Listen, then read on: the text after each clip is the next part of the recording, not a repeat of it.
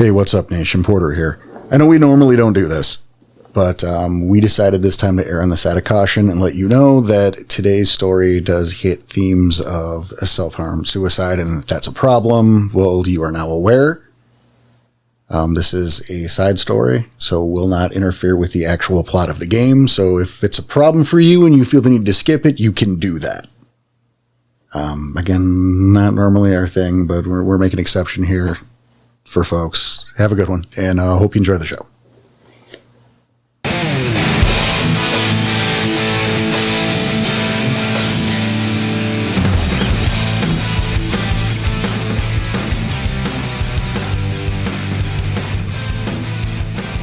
Coming at you from Scratch Wolf Studio, it's that time again to rage across the internet. It's your very favorite Werewolf the Apocalypse podcast.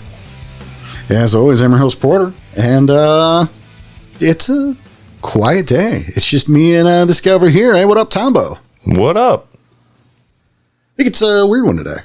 No, it is. This is a fun one. I didn't say it wouldn't be fun. Okay, fair. You didn't. All right, but a little behind the scenes, everybody, as we had to skip 2 gaming sessions in a row. Yes, back-to-back weeks we had scheduled, and emergencies came up on both of those back-to-back weeks. Right, like I was sick. Yes. For the one, and so we pushed it to the next week. Everyone was super cool and accommodating. It was really great. And then there was an emergency that week, like 11th hour. Mm-hmm.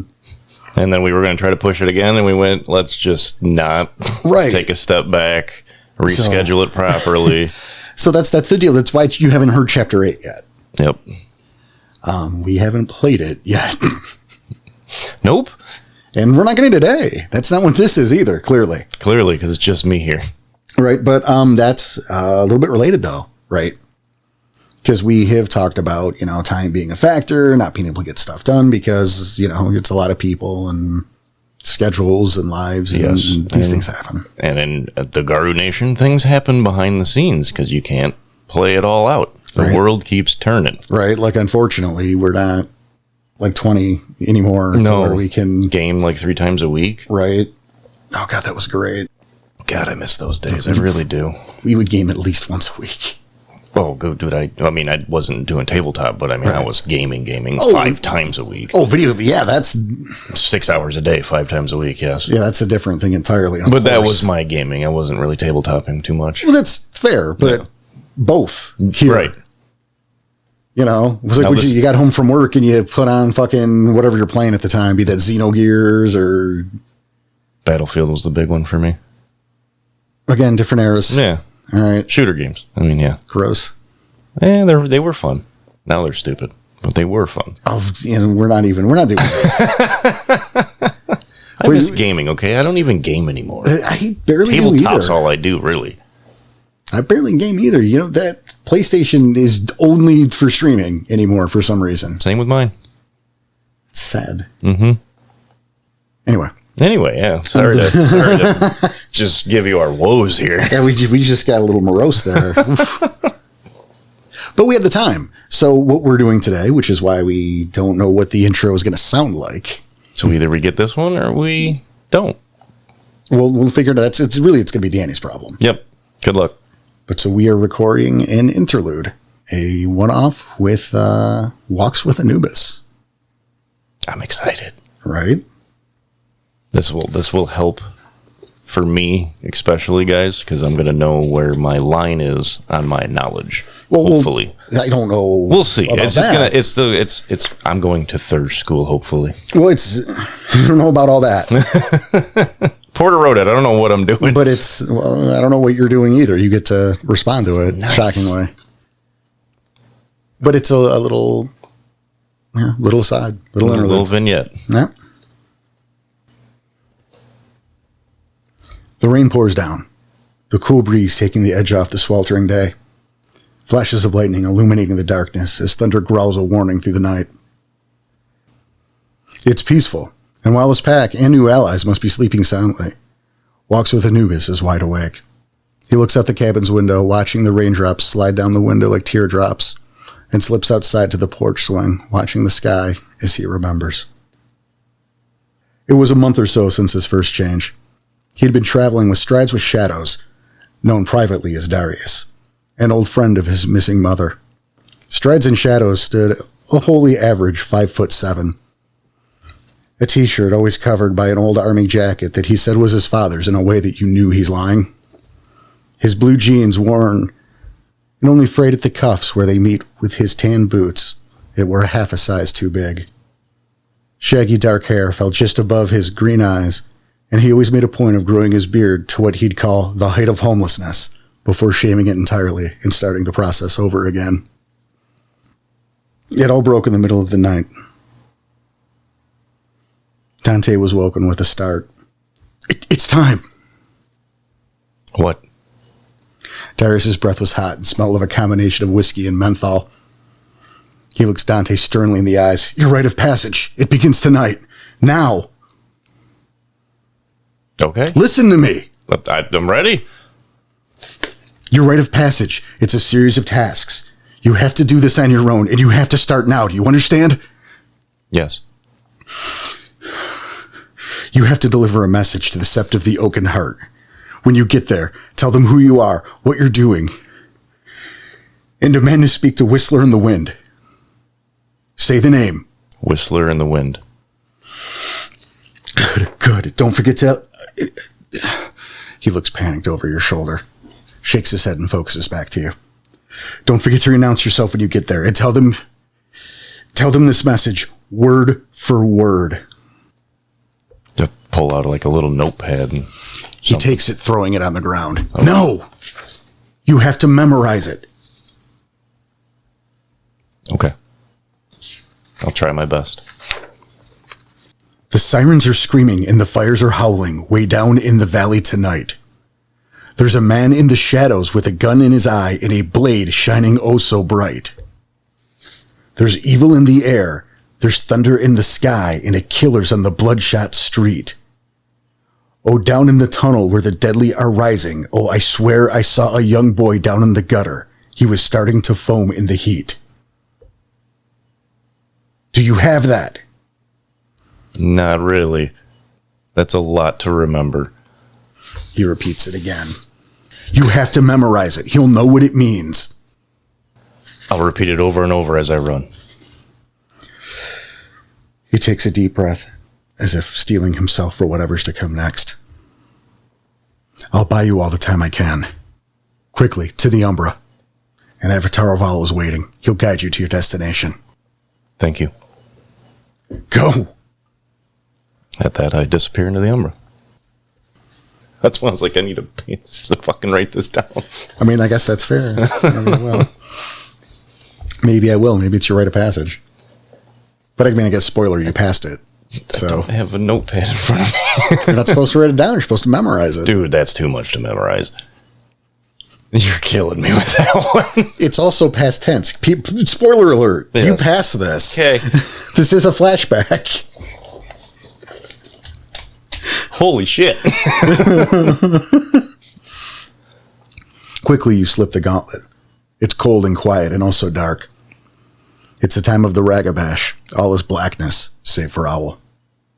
It perches on a branch nearby, sitting tall and proud, its body white and gleaming, a beacon of hope and wisdom in the darkness. A savior to guide your way. Owl, I'm ready. Please guide me. It raises its wings defiantly and takes to the skies,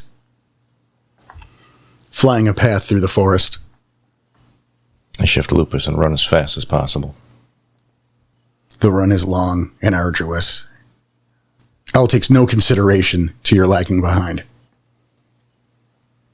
It simply goes on its way. Minutes seem to turn to hours. The path takes you over streams and up the sides of mountains. You feel like you've been going southwest, but you swear there are times that you've turned east. I would question that, but I'm following Owl. Because that is a very severe turn compared to where I'm going. Roll your wits survival. Survival. Diff? Standard. Nothing. Okay. Fucking 1 and a 0. I love my dice. Man. I'm not buying new ones, Danny. Maybe you should. We'll see. You've been running for hours. You're not entirely sure when or where the path will end. You know that fatigue is starting to set in. Owl seems not to care. Fatigue setting in for a strider, that's saying something. Oh, you are a cub. But you're not a strider yet, are you? That's true. Also true, damn it. Trying my best to keep up. You push yourself as hard as you can, trying to surpass your own physical limitations. Roll it again. Spend a willpower. Sure, yes. No, I am spending willpower. I'm guaranteeing at least 1. 4. It eventually dawns on you. You've been to this spot before. 2 or 3 times. In fact, it seems like Owl has been taking you along the same lake and mountain range from a couple different directions for the last couple hours. What's going on? Owl swings back and turns, resting on a nearby branch. Have we arrived? It simply turns its head to the side. Rotates its head to the side. It blinks once at you. Nothing. It hasn't responded. The fuck can I do to make it respond? Okay. Well, I don't know if you can make it. Well, not make it respond, but say the right thing, I guess. Why are you leading me in circles? Yet again, cocks its head to the side. Safe to assume we are here then. And then I begin to howl. Unsure of exactly what the fuck a howl of announcement is. You do your best and let out a howl. The owl spirit flies up and off, making sure you lose sight of it before it does. Mm-hmm. Please don't follow it. Not planning on it. All right. A few minutes pass. You can hear various sounds echoing throughout the night when 3 Lupiscaru and a Krynos appear from the woods. I bow. The largest of the wolves, almost dishwater blonde, takes a few steps forward. The Krynos bares his teeth, shows off his claws, with the other 2, a brown and black wolf, seem to just hang back, slowly circling. Who are you? I am Dante Fitzpatrick. I am Dante. I've been sent here on my Rite of Passage by my mentor. I've come with a message for Whispers in the Wind. The Krynos backs off, his posture no longer aggressive. I stopped bowing. I was showing that I was not being intimidated, or not, you know what I mean? Not being aggressive. The Krynos turns to what looks like a 15-year-old girl. Her hair blonde pigtails. She kind of smirks and, all right, come on. Shift back up to Hamid and follow. She and the wolves return back to the realm, at which point the wolves dissipate and continue what we will assume This is their bond patrol. Dante, huh? Yes. I'm Liz. Nice to meet you. Nice to meet you. I have no idea what I'm doing. Fresh change a month ago. Now, you said Rite of Passage. Yep. The walk through the woods isn't very, very much further to where you get into a clearing. There is a large fire in the center of a decent patch of dirt. You know, a few benches, a couple picnic tables. You see a couple log cabins. Homie. Yeah, we're lucky. It's built on a state forest, so they already had these things here in the first place. Nice. We just kind of cordoned off this section for us. She points to the fire. Have a seat over there. Don't wander. I don't plan on it. As you sit, you can hear some drums in the distance. The fire is warm, inviting. You feel as though you're being watched. Of course. And again, you can hear some various activities here and there. You can smell cooking meat in the distance, which is just absolutely torture for you at this point. You weren't exactly wearing a watch, but you feel like you've been running for hours upon hours. Dawn will soon arrive. It's not too much longer when a brown and tan lupus, shaggy fur, a few spots and streaks of black around its hindquarters, trots up to you. The wolf sits, staring you down, and slowly shifts into a hominid form. A man somewhere, maybe in his 30s. He seems to be dressed almost in a business casual, polo shirt, khaki pants. He stares you down with one good eye, the other white, a scar running across. I hear you wish to speak to me. Strides and Shadows sent me with a message. Go on. The sirens are screaming, and the fires are howling, way down in the valley tonight. There's a man in shadows with a gun in his eye and a blade shining, oh so bright.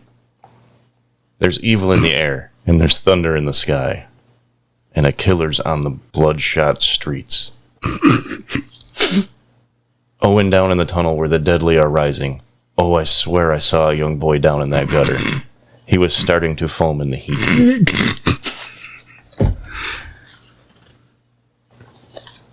Whispers in the Wind is not doing a very good job hiding his laughter.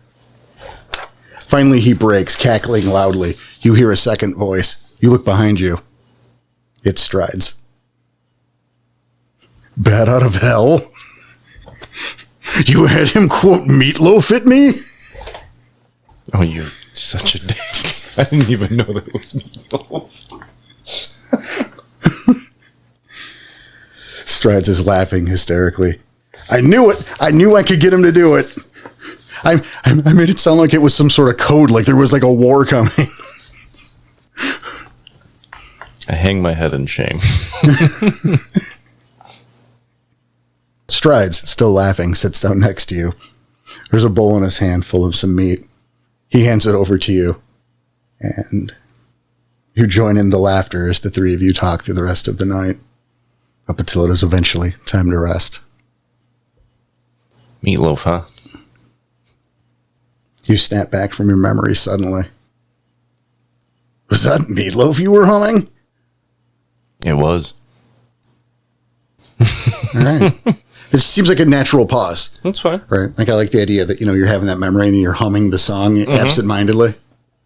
Oh, that would totally happen. Right.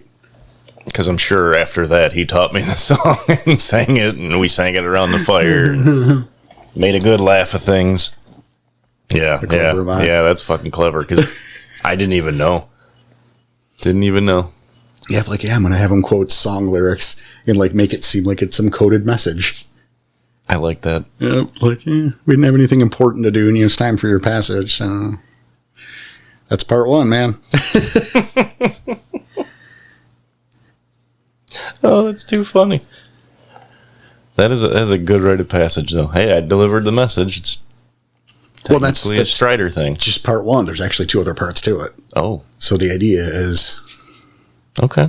for us to get into it. Because part 2 is actually you have to deal with a ghost. Oh. You have to go and solve its problem. So it can pass on. Right. And like, I don't know. So there will be dice. Which is why, yeah. Yeah. It's not even specific. Just stalk and kill a worm creature. Whatever. Okay. Yeah. It could be a fucking... Could be a vampire, could be a femori, could be a scrag, could be a meat puppet. That's what I was like. I'm thinking like a hamburgerling, but no, it's a meat puppet. I'm like, hamburgerling? That's fun. So yeah, I guess we just do some interaction, I guess. Yeah. Is that meatloaf you're humming? Bodhi's standing in the doorway. And I'm looking at you, slightly confused. It was. I'm reminiscing. Flashback to my Rite of Passage. What was it, like at a meatloaf concert? If only. Man, I wish. No, my mentor sent me on a message delivery and had me quote Meatloaf lyrics. That's kind of funny. Oh, it was funny. Afterwards, I was humiliated for a little bit. That's how I got introduced to Meatloaf. Mine wasn't quite as fun. I've heard that many didn't have it as easy as I did for at least my first step. No, it's good, though. Yeah. Good memories, I suppose, yeah? Gotta remember them somehow. I remember the second trial. You know? This ghost had been following us for like a week. Yeah, like my mentor, he didn't seem bothered or like surprised. Like he knew the score, man. He didn't want to deal with it. So he sent me on it, you know. It was one of these standard avenge my death kind of thing, right? But it was it's the guy's fucking brother. Go. And he was sleeping with his wife. No wonder. He wanted the vengeance. Yeah, sure, but like the wife didn't know he did it. Oh. So here she is, right? Like she falls for this guy. They get married, they have a life together. And the fucking brother's all jealous and gets, you know, knocks him off. Only to take his place, take his wife. And so what? Like he makes it look natural. You know what I mean? Like, so she fell for the dude. So I had to put her through that twice.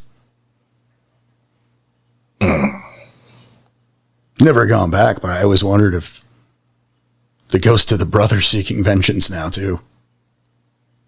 Maybe someday someone's going to come for me for their right. And that's one thing I've always wondered with ghosts. Would he know that his brother sent you to do it? Well, no, but he'd know I did it. So he would want vengeance on you. Theoretically. Shit, maybe that's what you're doing here, huh?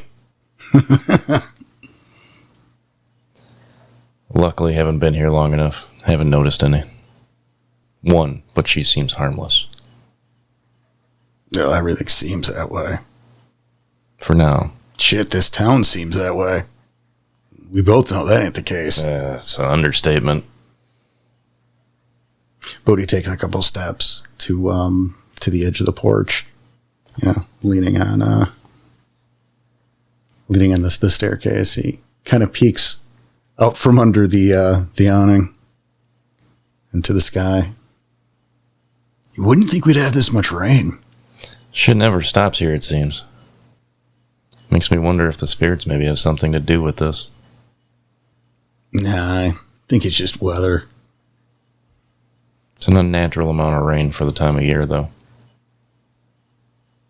But then again, I'd never been to this side of town.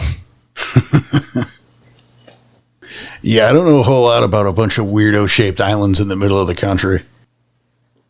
Oh, your first time too, then. Shockingly.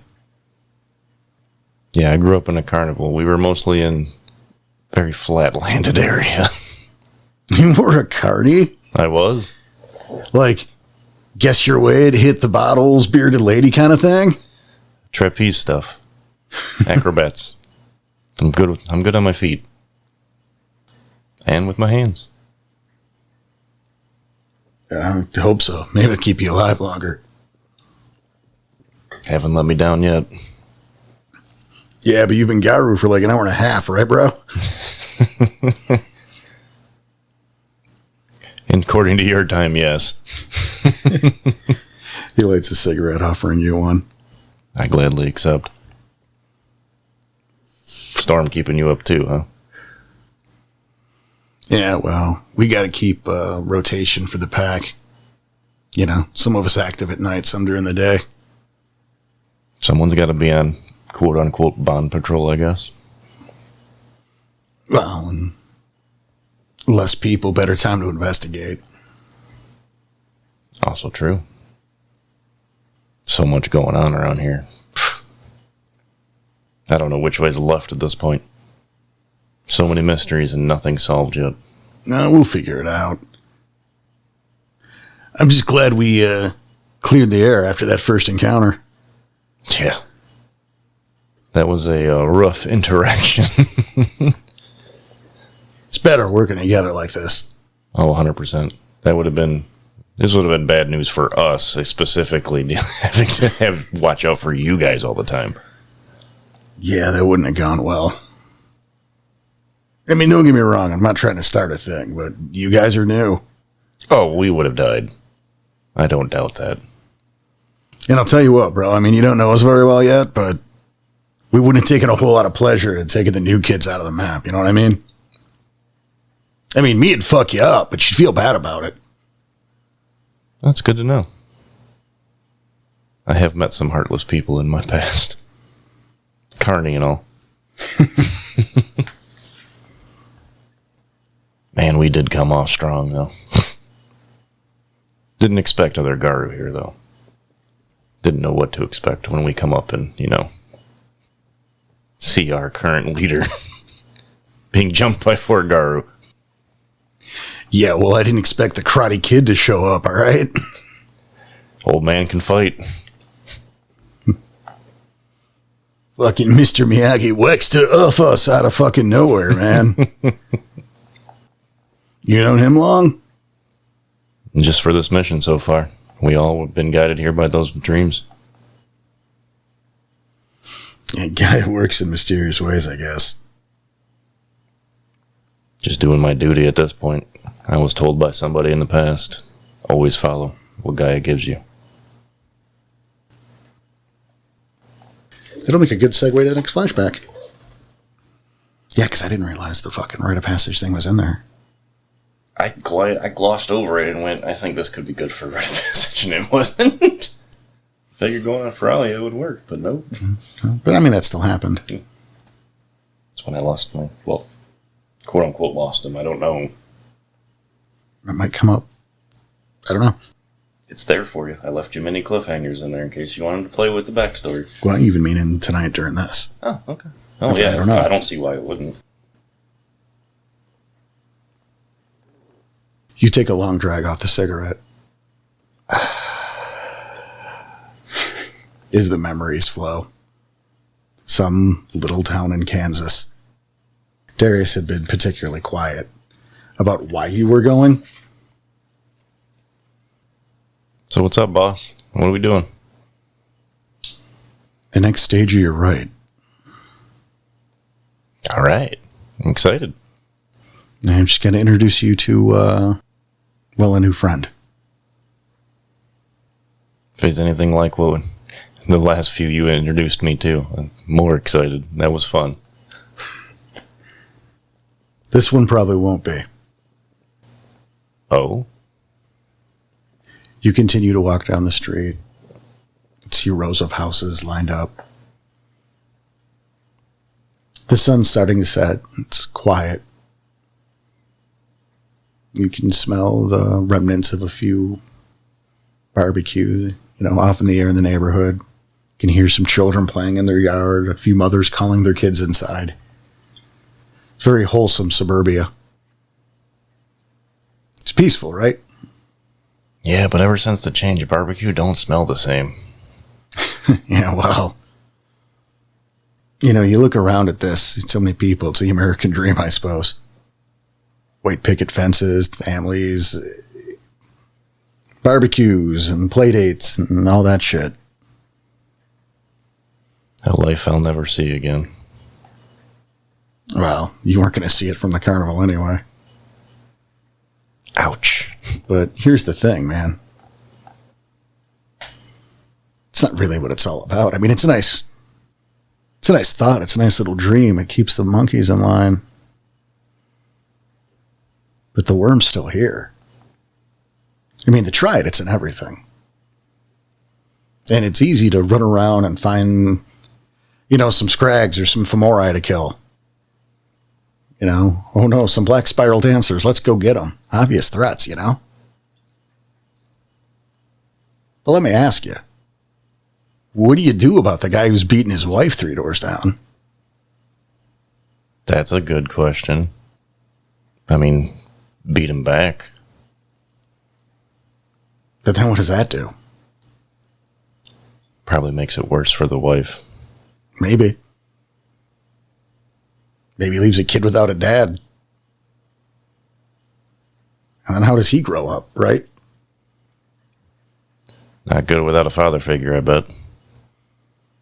In the meantime, we can blame the worm on it, but the worm's not just like the ultimate source of evil, right? You could just be an asshole,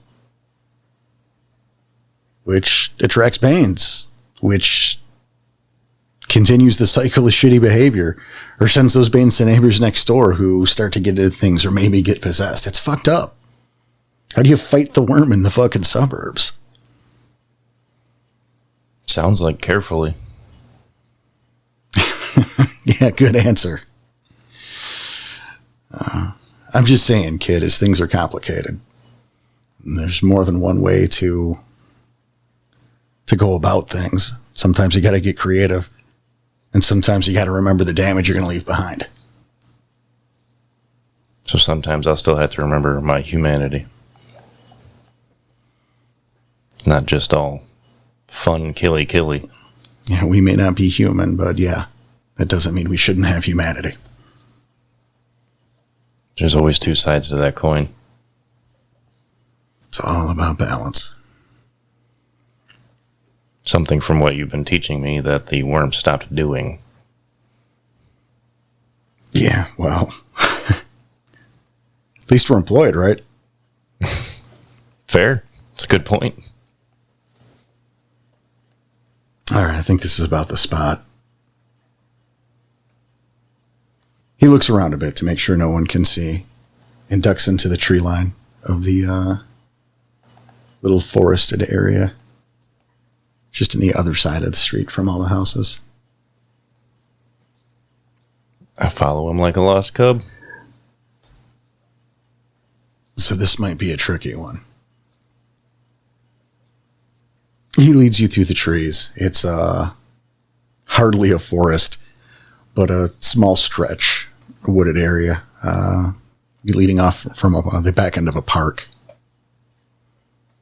He walks you through to a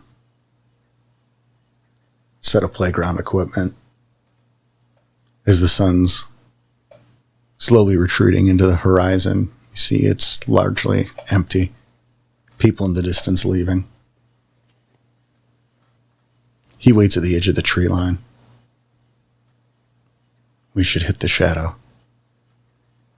Right behind you. Stepping into the umbra, you can see the trees, again, are quite thick and vibrant here in the shadow. The area largely looks pretty nice, all things considered. The park's clearly been here a bit. There's been a lot of love put into it. The grass is overgrown, of course, and most of the equipment is gone. But it feels warm and a bit like home.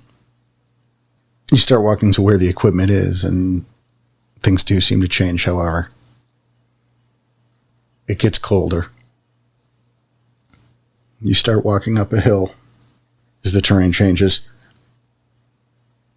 You find yourself overlooking the greater grounds. You see evidence of the Weaver starting to take hold over into the more suburban sections in the distance. It's a decent look at the area from where you are. You see but one piece of equipment, of playground equipment. A swing set. Minus the swings, just simply the support beams. And a humanoid figure standing before the swings. The swing set. Looking at the crossbeam up top. Staring at it. Why is there a human in the Umbra? He's not human anymore. Go talk to him. Take care of him. So many questions. This is the second part of your rite of passage. Okay. Good luck, Dante. Sounds like I'll need it. As I walk towards the swing set. You get closer, and again closer to the boy. The figure, it's a teenager. 13, 14 years old, maybe? Right around my age. Black t-shirt, blue jeans. He has short, dark hair. It's lightly being blown in the umbral wind. He's staring at the top crossbar of the swing set. Fancy a little wager? Seeming shocked by the sound of your voice. He quickly turns around. You can see his skin is gaunt and pale. Dark circles under his eyes. And a bruise across his neck. Like a ring. Or a necklace pulled all too tight to the skin. Mm-hmm. Not being subtle. I know what happened. I don't think Dante's going to know. Okay. Doesn't realize what he's dealing with, so. Oh, that's fair. I try to cover up my shocked face when he turns as quickly as possible. But seeing this makes it a little hard. I shake it off. Do you speak? You can see me. That I can. Are you like me? I'm unsure what you are. He takes a few steps forward, closer to you. Reflexively, I would get defensive. You're alive. And you obviously are not. You shouldn't be here. I don't want to be. Do you know why you're here? You can help me. You have to help me. Right? I don't know. I've never seen someone like you. They took the swings down. After. Is this hell? If this was hell, don't you think there'd be a lot more fire? I don't know, man. I thought that shit was just for Hollywood. I thought that it was just an absence. And there's no one here. Sometimes it's like I'm in the real world. Like if I concentrate, I can go there, but no one can see me. No one can hear me. And other times I'm here, and sometimes there are monsters. I didn't mean it. I mean, I thought I did. I did. I did it. I didn't want to, I guess. Not really. I mean, I regretted it when it happened, you know? Looking a little quizzically. I don't. Why don't we start from the start? What happened? He lowers his head. See tears streaming down his eyes. I was just so upset. I just wanted it to be done, you know? And I mean, it didn't matter. It was all so fucking stupid. I was just upset and thought everything would be better if I was just gone. And then I was on there. I was just hanging there and I couldn't get out and I wanted to. I wanted to live, but they didn't. Nobody knew.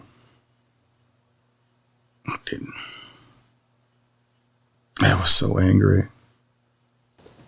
They can't know how angry I was. Who's they?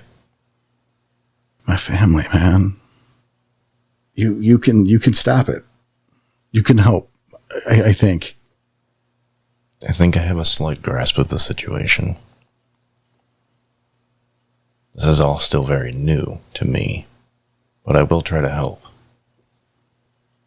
I had a journal. It said stuff. I mean, I was so angry. I need you to get rid of it. I don't want them to have read it. I don't want them to think that the stuff I wrote was how I really felt. I'd like tell my mom that she was right and that I loved her. I can do that. You'll just have to guide me on where it is and where your home is. I don't know. Yeah. Yeah, okay. The boy turns. Starts walking down the hill. I follow suit. As he gets further down, he turns, walking the path. His body seems to disappear. Like on the path he disappeared? He seemed to vanish.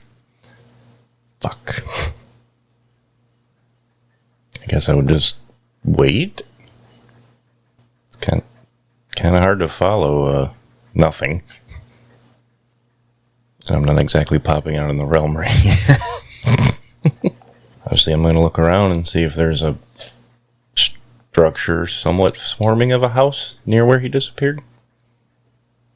No, it's still in the park. Oh, we're still in the park. Yeah, you are still aggressively in the park. Ah.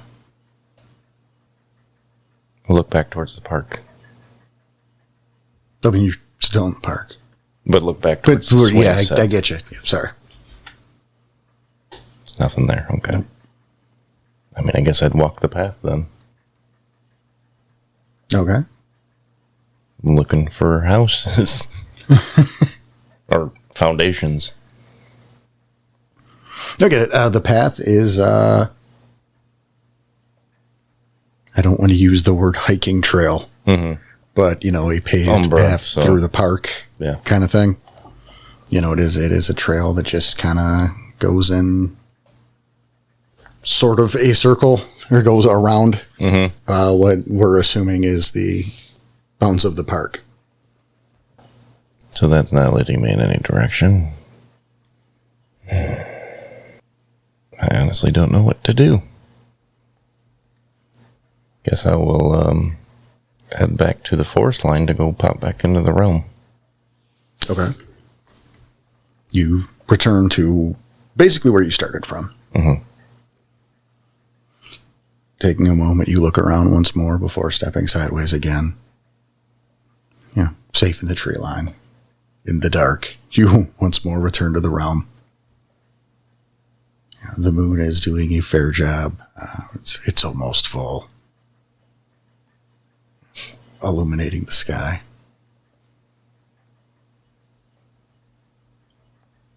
That's not going to help. No, it makes it easier to see. Right, but that's not going to help for sneak. No. That's where my mind was. I will now venture out of the woods and towards town-ish. Being that this is 90s, I'm looking for a newspaper vending machine thing. I can't remember what those were called. Well, I would hold your horses. Okay. Hold them. Hold those horses. I'm holding them. I got the reins tight. Okay. Nay. You don't have to hold it in. Probes. You shift back to the realm. You return back to essentially where you started. Safely in the tree line, you step sideways once again. There's just a sliver left of the sun. But the moon is ready to take over. Almost full. You'll be able to see just fine. You turn around to take a few steps back to where you came and are instantly met with the pale visage of the young boy. It's like a jump scare. I jump. Did not expect to see you. You're going to help me, right? I am. I didn't realize you could materialize here. You did state it, but I didn't realize it. He looks a little confused by your choice of words, but starts to move past you. He almost blinks in and out of existence every few steps, appearing a couple feet ahead of where he was before. And follow as best I can. He's not moving overly fast. Just, we'll say, inconsistently. Slowly walking through the neighborhood as if reminiscing. We'll look over his shoulder to make sure you're following, that you're close by. You know, it was so easy as kids. You know, riding our bikes through the neighborhood and stuff. You know what it's like. I don't actually. I did not grow up in a neighborhood. Where did you grow up? I was a carny. I grew up in a carnival. We moved around all the time. You were in the circus? I was. Wow.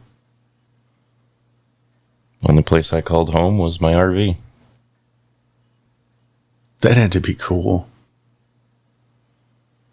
Did you get to play with elephants and tigers and stuff? Not necessarily play. I had to take care of them. I had a dog. Yours sounds better. You know, it was a lot of fun. Just very dangerous, though. Lion will take your arm off so fast. Well, I mean, it didn't happen to you. No. Your mom and dad still there? Now, how come you're here? Is the circus in town? Not that I know of, and from what I know, my parents both passed away. Is that why you can see me?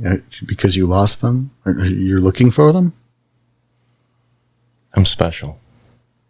My parents used to say that about me. Then Michael showed up. Picked him up from the stupid orphanage, and all of a sudden everything was about him, you know? He wasn't even the real kid. I just got pushed aside. I can see how that would make you angry. And at school, you know, Beth Casey was, I liked her. You know, she was supposed to go out with me, and then Steve just fucking... What's school like? I never went to one. You're lucky. School sucked. Everyone was assholes, and like the teachers are boring, and the homework was just... Everything was fine until we got to junior high. Everything gets so damn complicated. He stops moving. Looks at a house across the street. A standard ranch of blue siding. Flower bed up front by the porch. 2 cars in the driveway. This your house? He nods. Which room was yours? Out off to the side there. He points the side opposite the garage. There's a back window the other side of the fence. Where can I find your journal? So it's under the drawer, under my bed. Like if you pull out the drawer, I kept it under it. That's a good hiding spot. So wait, your bed has drawers? Yeah, at the bottom. That's cool. I mean, I guess. I didn't have nothing like that. Pet lion, though. You got me there. Alright, I'll go see what I can do about this journal. And my mom, right? I'll speak with her. Tell her I'm sorry, that I didn't mean it. You know, I never got your name. I'm Bruce. What's yours? Dante. Cool. What's your last name, Bruce? McAllister? It's good to meet you, bud. You too. That was McAllister too on the nose. I just pulled something out. To be continued, yo. And that'll do it for now. Make sure to tune in 2 weeks for the next chapter of Wherever Gaia Takes Us, and next week for the regular episode of Rage Across the Internet. If you like what we do, tell your friends, tell your family, tell everybody, and you can always jump onto our Ko-Fi to give us a little support that, oh, trust me, we desperately need. You can find that at ko-fi/Rage Across the Internet, and you can find us here, the same place you found us last week. So be sure to tune in and have some fun with us. You take it easy.